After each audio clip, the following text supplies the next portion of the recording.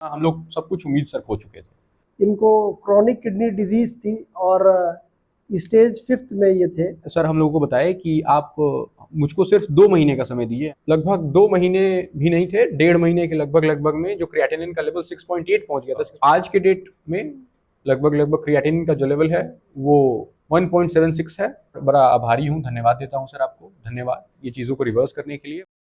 नमस्कार, मैं doctor Arun Singh, senior neurotherapist 22 साल से न्यूरोथेरेपी की प्रैक्टिस कर रहा हूँ और इस दौरान मेरे पास बहुत तरह के क्रिटिकल केसेस आए और जो कि न्यूरोथेरेपी के माध्यम से ठीक हुए। इसी कड़ी में आप श्री रामचंद्र उपाध्याय जी हैं, जिनकी एज 78 ईयर्स है और इनको किडनी की मेन प्रॉब्लम थी और इसके अलावा बहुत सी और परेशानियां थी, जिसके बारे में मैं वन बाय वन आपको बता देता हूं कि क्या क्या दिक्कतें थी। सबसे पहला तो इनको क्रॉनिक किडनी डिजीज़ थी और स्टेज 5 में ये थे और डायलिसिस भी इनका हो चुका है। इसके अलावा जो है उस समय जब ये हमारे पास आए थे तो उस समय जो क्रिएटिनिन का लेवल था वो 6.4 पे था और इसके अलावा जो है बार बार मोशन की समस्या होती थी और मोशन में जो है म्यूकस निकलता था। ब्लड में इन्फेक्शन बहुत ही ज़्यादा था। इसके अलावा जीएफआर बहुत ही कम था, किडनी की बीमारी का जो कि संकेत देता है। और इसके अलावा जो है हीमोग्लोबिन काउंट भी काफ़ी कम था, जो कि 9 पॉइंट के आसपास था। इसके अलावा जो है यूरिन में प्रोटीन निकलता था, बैक्टीरिया निकलते थे और पॉश सेल भी दिखाई पड़ते थे। इसके अलावा जो है भूख नहीं लगती थी और भोजन पचने की समस्या थी, भोजन में स्वाद नहीं आता था। इसके अलावा जो है जब चलते थे तो चलने के दौरान आंखों के सामने अंधेरा आ जाता था, कमजोरी बहुत ज़्यादा फील होती थी और पैरों में सूजन हुआ करती थी। तो इस तरह की ये काफ़ी समस्याएं थी और अभी आप सामने बैठे हुए हैं और आपके ही जो है होते घर के ही पोते हैं और जो कि आपको इस बारे में अभी क्या क्या इम्प्रूवमेंट है, क्या क्या चेंजेस है, क्या फ़ायदा है नहीं है, उसके बारे में पूरी डिटेल्स में वन बाय वन जो जो चीज़ें हमने बताई है इसके बारे में आप बताएंगे। जरूर, धन्यवाद सर मुझे आमंत्रित करने के लिए। सबसे पहले तो ये जो समस्या है, इनको लगभग 2021 से पहले कोई भी समस्या नहीं थी। 2021 में कुछ ऐसी घटनाएं हुई जिसके कारण इनको हार्ट की प्रॉब्लम हो गई, सीएडी हो गया। और सीएडी के बाद हमको धीरे धीरे पता चला कि पार्किंसन वगैरह भी है इनको। तो उनकी दवाइयाँ चलने लगी, रांची की दवा सीआईपी में। उसके बाद 2 साल तक कोई दिक्कत नहीं हुई। लगभग 2023 में हल्का सा इनको डेंगू हुआ, उसके बाद भी कोई दिक्कत नहीं हुई 2 साल तक। 2025 जो साल था उसमें ये पूरी घूमने गए हुए थे। जून का महीना था और जून के महीने में इनको भूख भी नहीं लगती थी, कुछ खाते थे तो वोमिट कर देते थे। इनका रेगुलर चेकअप जब कराया गया तो उसमें पता चला हमको कि इनकी क्रिएटिनिन जो है वो लगभग 3 के लगभग 3.3 के लगभग पहुंच गई है। ये हल्का सा पैनिक का सिचुएशन था, लेकिन हम लोग पैनिक ना होते हुए सबसे पहले इनको बीएचयू अस्पताल में दिखाया गया। वहाँ डॉक्टर ने बताया कि आप एक बार फुल ब्लड टेस्ट कराइए, जिसमें सीबीसी, एलएफटी, केएफटी ये सारी चीज़ें इंक्लूड हों। तो उसमें फिर से कराया गया तो लगभग क्रिएटिनिन 5.6 निकला। तो सारी रिपोर्ट्स जब खंगाली गई तो पता चला कि इनको यूटीआई हो गया है और इन्फेक्शन बहुत ज़्यादा है। लगभग टीएलसी जो है वो 25 से ऊपर था, जिसके कारण डॉक्टर एडमिट करने की सलाह देते हैं और एडमिट होते हैं। एडमिट होने के बाद ये लगभग 15 दिन एडमिट रहते हैं और एंटीबायोटिक्स चलती हैं इनको, बहुत हेवी एंटीबायोटिक्स चलती हैं, जिसके बाद भी कुछ अच्छा रिजल्ट नहीं आता है और क्रिएटिनिन 6.4 पहुंच जाता है। ऐसा माना जाता है कि 6 से ऊपर जब भी क्रिएटिनिन जाए तो ये डायलिसिस का लेवल आ जाता है। तो डॉक्टर्स के सलाह के बाद हम लोग इनका डायलिसिस कराते हैं वहीं बीएचयू अस्पताल में। डायलिसिस के बाद जो क्रिएटिनिन का लेवल है वो लगभग कुछ कम आता है, 4.8 आता है। लेकिन कुछ दिन बाद जब ये डिस्चार्ज होकर के घर आते हैं तो वापस से क्रिएटिनिन बढ़ने लगता है और इन्फेक्शन भी बढ़ने लगता है। वापस से रिपोर्ट्स को ओपीडी में दिखाया जाता है जब, बीएचयू में।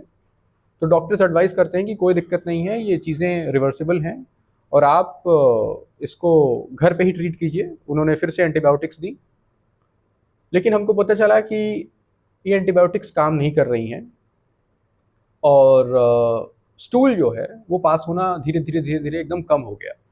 खाना भोजन खा नहीं पाते थे, स्टूल पास हो नहीं पाता था, जिसके कारण इनको एनीमा दिया गया। लगभग 2 बार एनीमा दिया गया और 2 बार देने के बाद इनको स्टूल में म्यूकस आने लगा। म्यूकस के साथ साथ कभी कभार ब्लड के छींटे भी आते थे उसमें। और धीरे धीरे जो क्रिएटिनिन का लेवल था वो फिर से वापस 5.5 या फिर 5.6 पहुंच गया। फिर से ब्लड का पूरा जांच हुआ तो उसमें पता चला हम लोगों को कि जो टीएलसी है वो लगभग 35 पहुंच गया है, 35,000 पहुंच गया है और अब जो इन्फेक्शन है वो धीरे धीरे ब्लड में घुल रहा है, जिसके कारण से बीएचयू के जो डॉक्टर थे उन्होंने एडवाइस किया कि आप फिर से एक बार एडमिट हो जाइए। लेकिन एडमिट होने के बाद भी कोई खासा हल नहीं मिल पा रहा था। एसआर लोग जो थे, जो डॉक्टर सीनियर डॉक्टर थे, उन्होंने हमें एडवाइस किया कि आप सिग्मोडोस्कोपी कराइए। लगभग क्लोनोस्कोपी जैसी होती है सिग्मोडोस्कोपी। सिग्मोडोस्कोपी भी कराई गई लेकिन उसमें कोई खासा रिजल्ट नहीं आया। बहुत सारी दवाइयाँ चली लेकिन जो स्थिति थी वो वर्स्ट हो रही थी।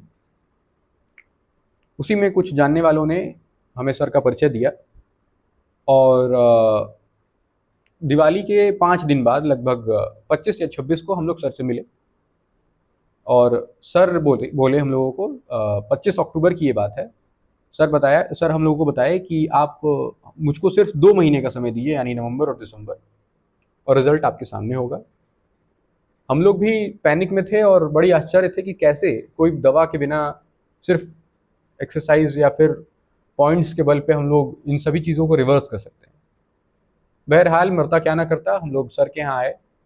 ये मेरे नाना जी हैं, इनके साथ मैं ही आया करता था। मैं सर का काम देखा। सर का जो शैली है वो बड़ा ही यूनिक था और लगभग 2 महीने भी नहीं थे, 1.5 महीने के लगभग में जो क्रिएटिनिन का लेवल 6.8 पहुंच गया था, 6.9 के लगभग टच कर रहा था, वो धीरे धीरे वापस से रिवर्स होने लगा। और आज के डेट में लगभग क्रिएटिनिन का जो लेवल है वो 1.76 है और जो यूरिन में पस सेल वगैरह आ रहे थे, ये सभी चीज़ें क्लीन हैं। यूरिन में कोई भी न प्रोटीन है न पस सेल है और जो भी विभिन्न प्रकार के बैक्टीरियाज का संक्रमण था उसमें वो भी खत्म हो चुका है। और बाकी चीज़ें भी, जैसे हार्ट का फंक्शन था वो भी जो डाउन जा रहा था, वो अभी चीज़ें ठीक हैं। और सबसे बड़ी बात, ये खाना पीना खाना छोड़ चुके थे। आज के डेट में ये लगभग फुल फ्लेज मील लेते हैं 3 टाइम का और उसको बड़ी आसानी से सुगम तरीके से पचा भी लेते हैं। और कोई मेजर दिक्कत जैसे स्टूल में आ रही थी कि स्टूल पास नहीं हो रहा था, ब्लड के छींटे आ रहे थे, वो सारी चीज़ें जो है वो आज के डेट में ठीक है। तो मैं सर आपका बड़ा आभारी हूँ, धन्यवाद देता हूँ सर आपको, धन्यवाद ये चीज़ों को रिवर्स करने के लिए, वरना हम लोग सब कुछ उम्मीद सर खो चुके थे। और मैं मानता हूँ कि हाँ, ये चीज़ें कामयाब हैं। इस तरह आपने देखा कि किडनी से संबंधित जो भी प्रॉब्लम थी और 4 महीने के ट्रीटमेंट में आपको काफ़ी आराम हुआ। कुछ दिन ट्रीटमेंट और चलेगा, थोड़ी बहुत और जो कमियां हैं वो पूरी तरह से दूर हो जाएगी और सब स्थिति नॉर्मल की तरफ आ चुकी है।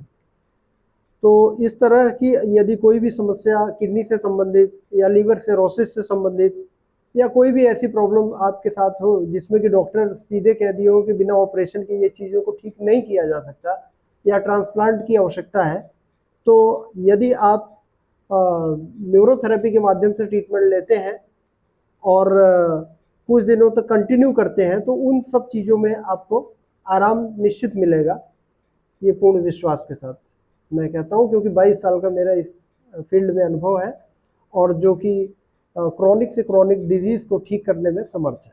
धन्यवाद।